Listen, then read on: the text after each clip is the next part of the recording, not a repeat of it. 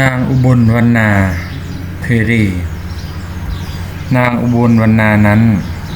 ตามประวัตินับย้อนไปหลายแสนกับนางได้ตั้งความปรารถนาไว้แทบพระบาทของพระพุทธเจ้าพระนามว่าปทุมมุตระว่าขอให้นางได้มีส่วนในธรรมที่พระพุทธเจ้าทั้งหลายได้ตรัสรู้และได้แสดงนางได้เกิดตายในภพต่างๆทั้งเป็นเทวดาทั้งเป็นมนุษย์ก่อนชาติสุดท้ายนางได้จุติคือตายจากความเป็นเทวดาแล้วมาบังเกิดในครรภ์ของภรรยาเศรษฐีในกรุงสาวัตถีเมื่อคลอดออกมาจึงได้ชื่อว่าอุบลวรรณาก็เพราะเหตุที่เด็กคนนี้มีผิวพรรณดังดอกบัวเขียวนั่นเองเมื่อนางเจริญวัยเข้าสู่วัยสาวความงามของนางยิ่งปรากฏเด่นชัดขึ้นความงามของนางต่างเป็นที่เรื่องลือทั่วพระนครและพระนครใกล้เคียงต่างหมายที่ปองของเหล่าพระราชาและเศรษฐีในเมืองต่างๆต่างคนต่างส่งคนของตนเพื่อหรือพ่อสื่อแม่ชักมาติดต่อพร้อมด้วยเครื่องบรรณาการหรือของฝากมากมายจนบ้านของนางเต็มไปด้วยของล้ำค่าต่างๆสร้างความปวดเสียนเวียนกล้ากล้าวยิ่งนักแก่คนที่เป็นพ่อเป็นแม่ไม่รู้จะยกให้ใครดีต่างคนต่างเพราะต่างคนก็ต่างเป็นผู้มีเกียรติในสังคมครั้นจะยกลูกสาวให้เราเศรษฐีคนใดคนหนึ่งก็เกรงใจพระราชาครั้นจะยกให้พระราชาเราลูกท่านหลานเธอคือพวกเศรษฐีก็จะพากันนินทาพระราชาว่าใช้อำนาจของความเป็นพระราชาเอาทุกสิ่งทุกอย่างที่ตนเองอยากได้โดยที่คิดว่าไม่มีใครกล้าขัดคำสั่งทั้งหลายทั้งปวงนี้ย่อมจะเกิดปัญหาขึ้นมาภายหลังแน่นี่แหละนะท่านทั้งหลายคนที่มีลูกสาวสวยก็เป็นทุกข์แบบคนที่มีลูกสวยคนที่ไม่มีลูกสาวไม่สะสวยก็เป็นทุกข์แบบเขาเพราะหาคู่ครองให้ไม่ได้โอ้อนิจจาทำไมโลกนี้จึงตัดสินกันด้วยรูปร่างหน้าตามองเห็นแต่ความสวยและไม่สวยจิตใจที่ดีงามมีใครบ้างที่มองเห็นโลกก็คือโลกเราจะมาเปลี่ยนแปลงอะไรมันไม่ได้หรอกจะกี่ปีกี่ชาติมันก็เป็นของมันอยู่อย่างนั้นและความเป็นอยู่มีอยู่อย่างนั้นมันก็ตกอยู่ในสภาพที่เปลี่ยนแปลงตามกฎของอนิจจังคือความไม่เที่ยงแท้แน่นอนเมื่อท่านเศรษฐีผู้เป็นบิดาเกิดความกลืนไม่เข้าคายไม่ออกก็หาวิธีว่าจะทำอย่างไรถึงจะเรียกว่าบัวไม่ให้ช้ำน้ำไม่ให้ขุ่นจึงปรึกษากับภรรยาว่าจะหาทางทำอย่างไรดีคิดอย่างไรก็คิดไม่ออกท่านเศรษฐีจึงมองออกไปที่นอกหน้าต่างเพื่อระบายความเครียดบังเอิญก็มองเห็นนางภิกษุณีเดินเที่ยวบิณฑบาตอยู่ในละแวกนั้นท่านเศรษฐีจึงได้เรียกภรรยามาดูและชี้ไปที่นางภิกษุณีพร้อมกล่าวว่านี่ไงเรารู้แล้วว่าเราควรจะทำอย่างไรดีที่จะไม่ให้คนที่หมายปองลูกสาวมาว่าเราได้นี่คือหนทางเพียงทางเดียวที่จะไม่ให้คนเหล่านั้นต้องมาบาดหมางกันเพราะถึงอย่างไรพระราชาและบรรดาเหล่าลูกท่านหลานเธอของเศรษฐีจะต้องเกรงใจพระพุทธเจ้าไม่กล้าออกมาถกเถียงกันเพราะนางอุบลวรรณานั่นก็คือให้นางบวชเป็นภิกษุณีเป็นสาวกของพระพุทธเจ้าซะให้หมดเรื่อง หมดลาวไปสักทีเราเองก็จะได้ไม่อึดอัดใจแต่ว่าปัญหาของมันก็คือนางอุบลวรรณาจะยอมบวชหรือนี่แหละสำคัญคนที่ยังสาวยังสวยในอนาคตทางโลกที่สดใสรอคอยเขาอยู่ข้างหน้าแล้วเธอจะทิ้งมันได้หรือแค่คิดท่านเศรษฐีก็รู้ได้ว่ามันเป็นเรื่องที่เป็นไปไม่ได้ไปได้ยากแต่จะทำอย่างไรได้ไม่ลองถามนางดูก็ไม่รู้เพราะเหตุผลแก่นางและบอกเหตุผลแก่นางท่านเศรษฐีจึงเรียกนางอุบลวรรณาเข้ามาหาและกล่าวแก่นางว่าลูกเอ๋ยบรรดาเรากษัตริย์และเสนาบดีเศรษฐีมากมายต่างก็ปรารถนาในตัวเจ้าหากคนใดคนหนึ่งได้ครอบครองเจ้าคนที่ไม่ได้ก็จะพานหาเรื่องแก่กันและหากคนที่หาเรื่องอยู่นั้นเป็นพระราชาแน่นอนสงครามย่อมเกิดขึ้นแน่การรบราฆ่าฟันนั้นย่อมเป็นสิ่งที่ไม่สามารถหลีกเลี่ยงได้เพราะเจ้าเป็นเหตุเพราะเองก็จนปัญญาเพราะไม่รู้จักทำโดยประการใดลูกเอ๋ยถ้ายังไงพ่ออยากจะขอร้องให้ลูกบวชเป็นภิกษุณีเสียเป็นสาวกของพระพุทธเจ้าอย่างน้อยเรากษัตริย์และพวกเศรษฐีย่อมจะต้องเกรงใจพระพุทธเจ้าเป็นแน่เจ้าจะว่าอย่างไรคำพูดว่าบวชของบิดาเปรียบเสมือนน้ำมันที่ต้มให้เดือดสัก100 ครั้งแล้วนำมารดศีรษะของนางอาจจะเป็นเหตุที่นางจะมีชาติเป็นครั้งสุดท้ายนางจึงตอบตกลงโดยที่ปราศจากคำตอบของนางทำให้ผู้เป็นบิดาถึงกับเย็นสันหลังใจหนึ่งก็ดีใจอีกใจหนึ่งก็กลัวว่านางจะเสียใจที่พ่อแม่กึ่งบังคับกึ่งขอร้องจึงถามย้ำแล้วย้ำอีกว่าเจ้าแน่ใจแล้วหรือนางอุบลวรรณาก็คงยืนยันคำพูดเดิมและวันนั้นเองท่านเศรษฐีจึงนำนางไป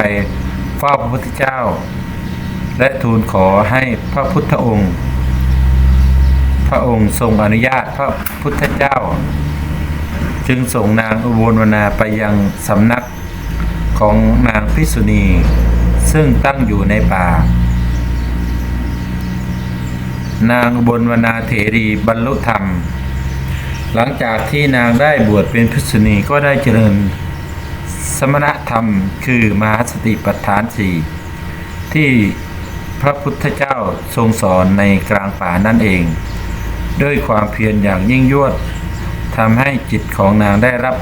ความสงบอย่างรวดเร็วอันเกิดจากความเพียรอย่างยิ่งยวดนั่นเองวันนั้นเป็นวันขึ้น15 ค่ำซึ่งเป็นวันที่นางภิกษุณีทั้งหลายต้องมาประชุมกันที่โรงอุโบสถเพื่อทบทวนสิกขาบทวินัยศีลของภิกษุณีพระเถรีอุบลวรรณานั้นก็ได้มาทำกิจของพระเถรีที่บวชใหม่คือมาปัดกวาดที่ห้องประชุมเตรียมน้ำปูอาสนะและจุดไฟเพื่อให้เกิดความสว่างในโรงอุโบสถนั้นในขณะที่นางได้จุดไฟอยู่นั้นนางได้ถือเอาเปลวไฟเป็นอารมณ์ในการพิจารณาดูแล้วดูอีกจนเกิดเป็นเตโชกสินยังญาณให้เกิดอันเป็นบาดฐานของวิปัสสนาความสว่างไสวในธรรมอันรุกโผนขึ้นในจิตนางยึดมั่นถือมั่นก็ค่อยๆ คลายลงเพราะจิตที่เห็นแจ้งในสิ่งทั้งปวงปราศจากวิตกวิจารหรือคิดเอาเองในธรรมนั้นสภาวะที่เป็นไปเองตามธรรมชาติของจิตที่เห็นแจ้งนั้นก็ดำเนินไปอย่างรวดเร็วอัตตาตัวตนกิเลสตัณหาราคะค่อยๆหลุดออกไปทีละเปาะสุดท้ายอวิชชาก็ถูกขันสะบั้นลงด้วยอำนาจของวิปัสสนาญาณซึ่งไม่มีสิ่งใดจะมาขวางกั้นพลังของวิปัสสนาญาณนี้ได้ เพียงชั่วครู่นางก็ได้บรรลุธรรมเป็นพระอรหันต์สิ้นชาติขาดภพในขณะนั้นนั่นเอง การบรรลุธรรมของนางสร้างเสียงสาธุการของเหล่าเทวดาให้ดังขึ้นทั่วทั้งโลกธาตุประหนึ่งจะประกาศว่าบัดนี้สาวกของพระผู้มีพระภาคเจ้าบังเกิดขึ้นแล้วตามประวัติหรือคัมภีร์บางเล่มได้กล่าวถึงการบรรลุธรรมของเหล่าสาวกของพระพุทธเจ้าเอาไว้ว่าทุกครั้งที่มีผู้บรรลุธรรมเกิดขึ้นพวกแรกที่จะให้เสียงสาธุการคือพวกเทวดาทั่วทั้งโลกธาตุและหลังจากนั้นจะเป็นเสียงสาธุการของเหล่าพวกอสูรที่เปรียบเหมือนถูกมนต์สะกดจนลืมว่าตนเองเป็นอสูรและหลังจากนั้นก็จะเป็นเสียงสาธุการของเหล่าสัตว์นรกที่ได้รับความทุกข์ทรมานในนรกที่ยาวนานการบรรลุธรรมของสาวกของพระพุทธเจ้าทำให้สัตว์นรกเหล่านี้ลืมความเจ็บปวดทุกข์ทรมานไปชั่วขณะ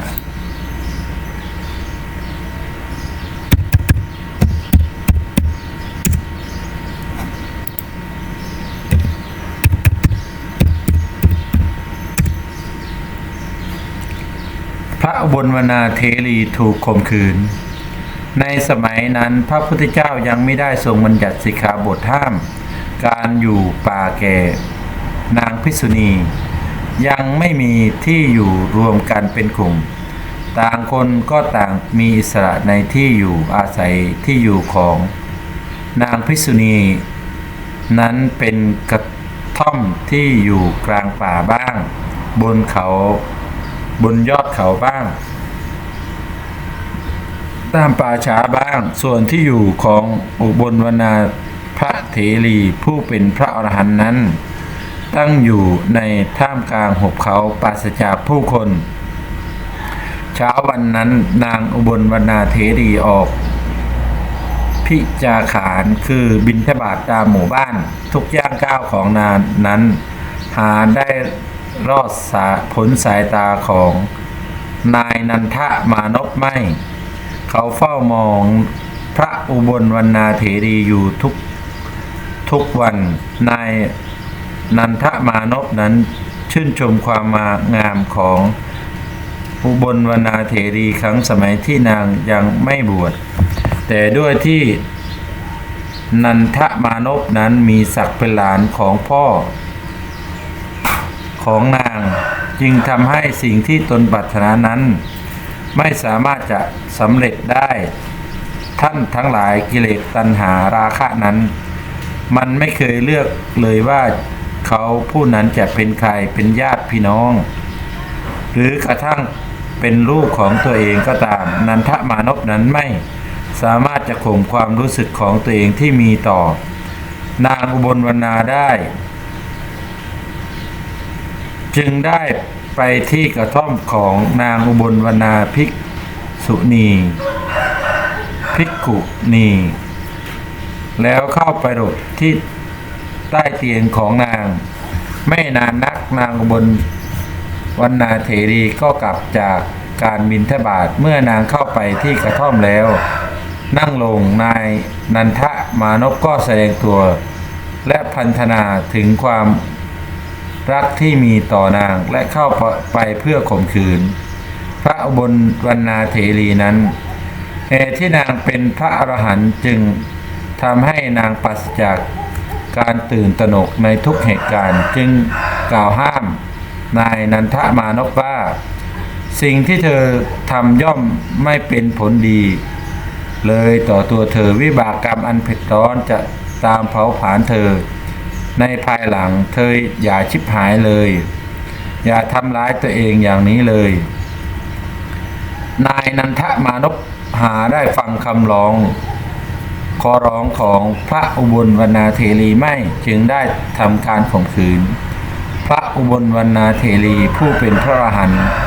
แล้วได้เดินออกจากกระท่อมอย่างรวดเร็วตามประวัตินั้นได้กล่าวไว้ว่าทันทีที่นายนันทมานพ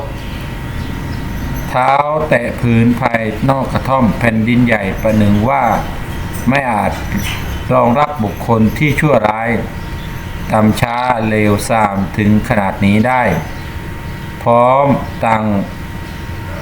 มแยกออกเป็นสองส่วนดึงนายมานันทมานพลงไปสู่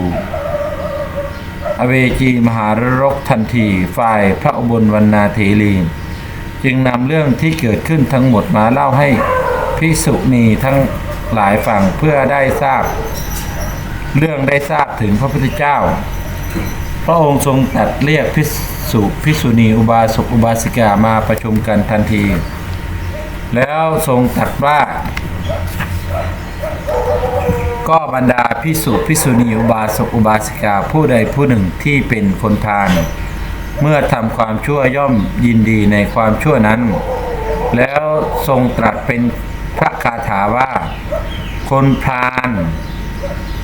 ย่อมสำคัญบาปที่ตนทำประดุจน้ำพึ่งตราบเท่าที่บาปนั้นยังไม่ให้ผลเมื่อใดบาปนั้นให้ผลคนพาลนั้นย่อมประสบกับความทุกข์พระขีณาสพไม่ยินดีในกามข่าวพระอุบลวรรณาเถรีถูกข่มขืนแพร่สะพัดไปทั่วทั้งพระนครต่างก็วิพากษ์วิจารณ์ไปต่างๆนานาทั้งทำสังเวชทั้งเข้าใจกันในทางที่ผิดต่างก็ชุมนุมกล่าวกันว่าไม่น่าเชื่อว่าพระขีณาสพคือผู้ที่หมดกิเลสจะเสพกามสิ่งที่พระศาสดาทรงตรัสว่าพระขีณาสพทั้งหลายไม่เสพกามเห็นจะไม่เป็นความจริงเป็นแน่เพราะพระขีณาสพนั้นไม่ใช่ก้อนอิฐก้อนดิน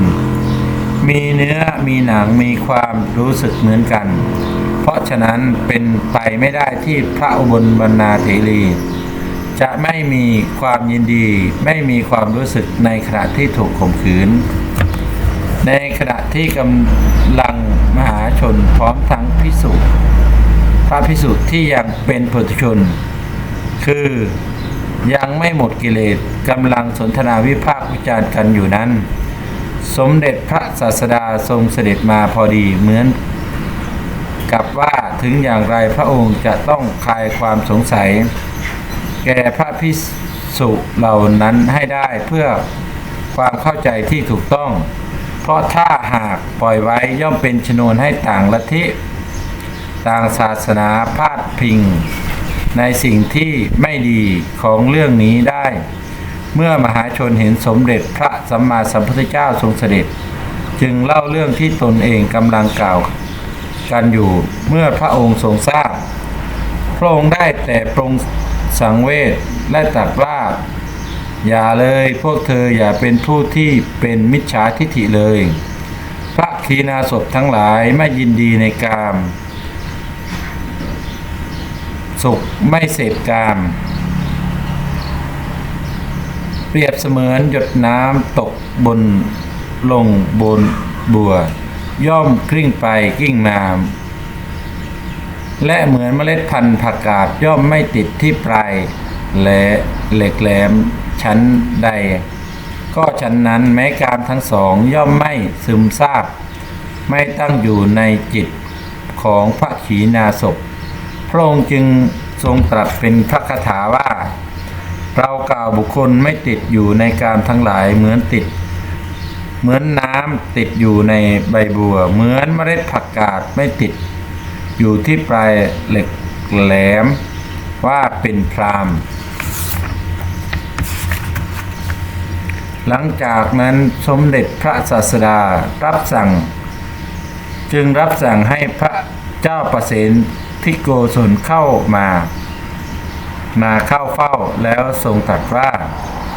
มหาบพิตรกุลธิดาทั้งหลายที่ออกบวชทิ้งหมู่ญาติและทรัพย์สมบัติทั้งหลายไว้เบื้องหลังในศาสนานี้มีจำนวนมากทั้งเด็กคนแก่และคนในวัยสาวเมื่อบวชแล้วย่อมอยู่คนเดียวในป่าเหมือนภิกษุทั้งหลายเมื่ออยู่ในป่าเพียงลำพังคนลามกกิเลสตัณหาราคะกล้าจะทำการเบียดเบียนข่มเหงรังแกเพื่อทำลายพรหมจรรย์ของภิกษุณีทั้งหลายผู้อยู่ในป่าบางครั้งก็กระท เพื่อที่จะดูถูกดูแคลนว่าถ้าสาวกของพระพุทธเจ้าถูกข่มขืนแล้วพระองค์จะทำอย่างไรหรือบางครั้งอาจกระทำด้วยคิดว่าภิกษุณีนั้นคงไม่กล้าพูดมากเพราะกลัวว่าศาสนาของพระพุทธเจ้าจะด่างพร้อยเพราะฉะนั้นทางที่ดีเพื่อแก้ไขปัญหาที่เกิดขึ้น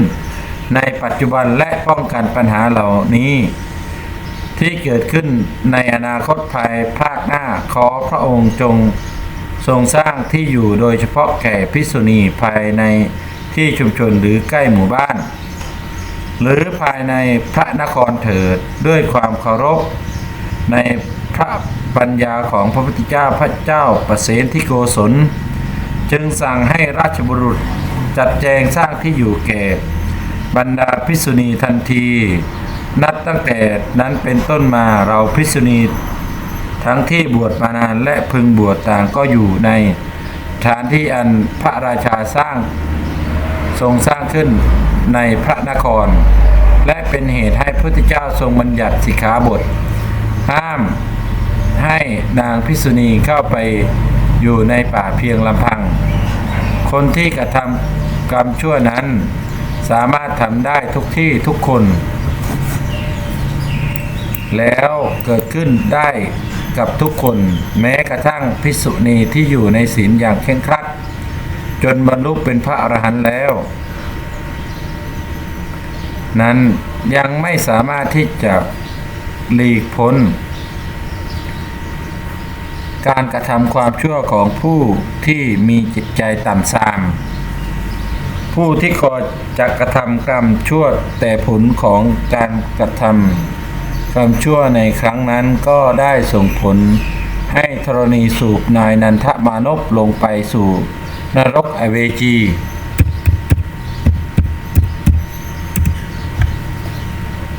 ดังนั้นจึงเห็นได้ว่าการกระทำชั่วนั้นไม่ส่งผลดีให้แก่ผู้ใดที่กระทำเลยแต่จะส่งผลร้ายให้แก่ผู้ที่กระทำให้เกิดแต่ความทุกข์ความเดือดร้อนต่อตัวผู้กระทำอยู่เสมอดังที่ได้เห็นและได้เห็นในเรื่องที่เล่ามานี้เพราะฉะนั้นเราทั้งหลายจึงไม่ควรประมาทพึงเว้นทำความชั่วควรจะกระทำแต่ความดีเพื่อที่เราจะได้ประสบแต่ความสุขความสบายใจขอบคุณครับ